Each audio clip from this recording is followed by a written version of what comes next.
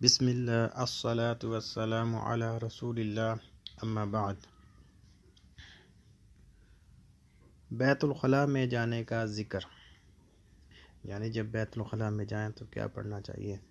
اللہم انی اعوذ بک من الخبث والخبائث۔ کیسے؟ اللہم انی اعوذ بک من الخبث والخبائث۔ میرے ساتھ دہرائیں، اللہم انی اعوذ بک من الخبث والخبائث۔ اے اللہ، میں بلا شبہ تیری حفاظت میں آتا ہوں خبیث جنوں اور خبیث جننیوں سے۔ اے اللہ، میں بلا شبہ تیری حفاظت میں آتا ہوں خبیث جنوں اور خبیث جننیوں سے۔ اسی طرح بیت الخلاء سے نکلنے کا ذکر، غفرانک، غفرانک، میرے ساتھ دہرائیں، غفرانک۔ صرف یہ اتنی دعا یاد کرنی ہے، اے اللہ میں تیری بخشش کا طلبگار ہوں، اے اللہ میں تیری بخشش کا طلبگار ہوں۔ اسی طرح گھر سے نکلنے کا ذکر، گھر سے نکلنے کا ذکر، بسم اللہ توکلت علی اللہ لا حول ولا قوة الا باللہ۔ بسم اللہ توکلت علی اللہ لا حول ولا قوة الا باللہ۔ میرے ساتھ دہرائیں، بسم اللہ توکلت علی اللہ لا حول ولا قوة الا باللہ۔ اللہ کے نام سے یعنی نکلتے ہوئے میں اللہ پر بھروسہ کرتا ہوں، نہیں ہے نیکی کرنے کی طاقت اور نہ گناہ سے بچنے کی قوت مگر اللہ ہی کی توفیق سے۔ اللہ کے نام سے نکلتے ہوئے میں اللہ پر بھروسہ کرتا ہوں، نہیں ہے نیکی کرنے کی طاقت اور نہ گناہ سے بچنے کی قوت مگر اللہ ہی کی توفیق سے۔ اسی طرح گھر میں داخل ہوتے وقت کا ذکر، جب گھر میں داخل ہو تو کون سا ذکر کرنا چاہیے، دعا پڑھنی چاہیے، بسم اللہ۔ کیسے؟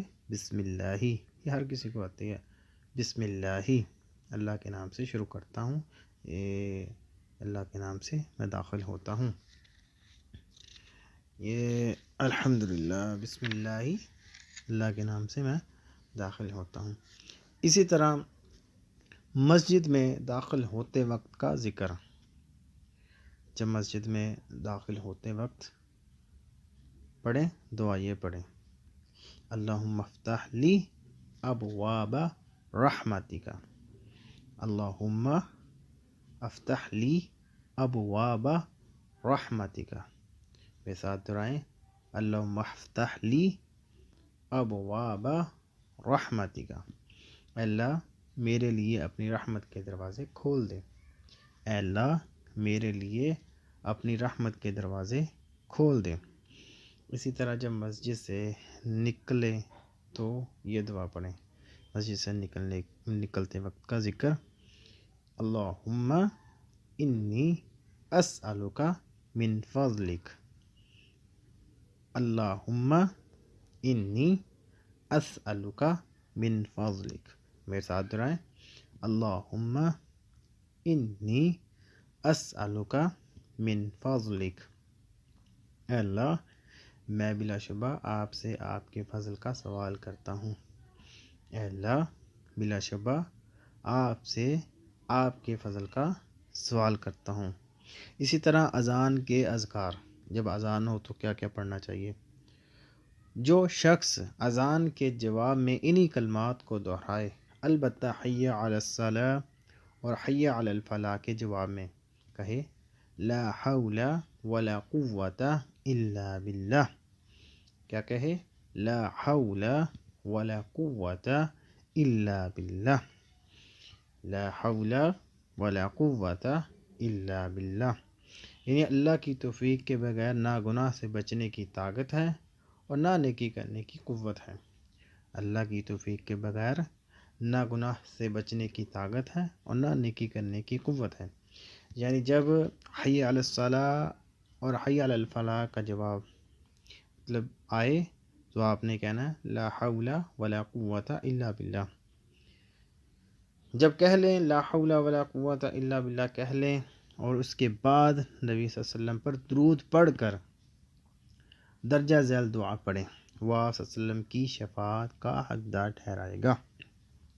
وہ دعا کون سی ہے؟ جب اذان ہو جائے پہلے درود شریف پڑھے، درود شریف درود ابراہیمی پڑھ کے پھر یہ دعا پڑھے، اللہم رب هذه الدعوة التامة والصلاة القائمة آت محمد الوسیلة والفضیلة وابعثه مقاما محمودا الذي وعدته انک لا تخلف المیعاد۔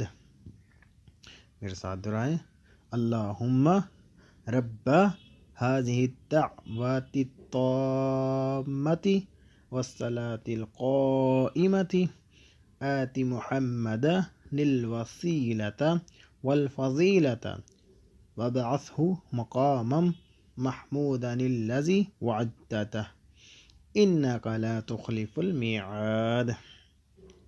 میرے ساتھ پھر دہرائیں، اللہم رب هذه الدعوة التامة والصلاة القائمة آت محمد الوسیلة والفضیلة وابعثه مقاما محمودا الذي وعدته انک لا تخلف المیعاد۔ اس میں جو انک لا تخلف الميعاد کے الفاظ بھی صحیح حسنت سے ثابت ہیں، اگر آپ پڑھنا چاہیں تو پڑھ سکتے ہیں، اگر نہیں پڑھنا چاہیں تو آپ نہ پڑھیں۔ اس کا ترجمہ، اے اللہ اس کامل پکار اور اس قائم ہونے والی نماز کے رب، محمد صلی اللہ علیہ وسلم کو وسیلہ اور فضیلت عطا فرما، اور جس مقام محمود کا آپ نے وعدہ کیا ہے اس پر فائز فرما، بلا شبہ تو وعدہ خلافی نہیں کرتا۔ اے اللہ اس کامل پکار اور اس قائم ہونے والی نماز کے رب، محمد صلی اللہ علیہ وسلم کو وسیلہ اور فضیلت عطا فرما، اور جس مقام محمود کا آپ نے وعدہ کیا ہے اس پر فائز فرما، بلا شبہ تو وعدہ خلافی نہیں کرتا۔ اللہ تعالیٰ سے دعا ہے کہ اللہ تعالیٰ ہمیں عمل کرنے کی توفیق عطا فرمائے، اللہ تعالیٰ ہمیں ان دعاؤں کو یاد کرنے کی ہمت دے، طاقت دے، اور ہمیں ہر روز پڑھنے کی توفیق دے، سمجھ کر پڑھنے کی توفیق دے۔ وما توفیقی الا باللہ۔ السلام علیکم ورحمۃ اللہ وبرکاتہ۔